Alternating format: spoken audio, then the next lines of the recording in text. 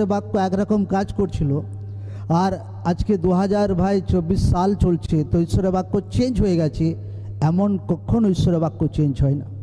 ঈশ্বরের বাক্য হামেশা, দুনিয়া চেঞ্জ হবে, যুগ পরিবর্তন হবে, সাল চেঞ্জ হবে, তো ঈশ্বরের বাক্য হামেশা একরকমই থাকবে।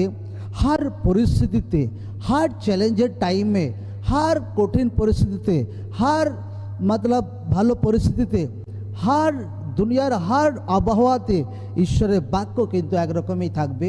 ईश्वरेर बाक्य कोनो परिवर्तन নেই।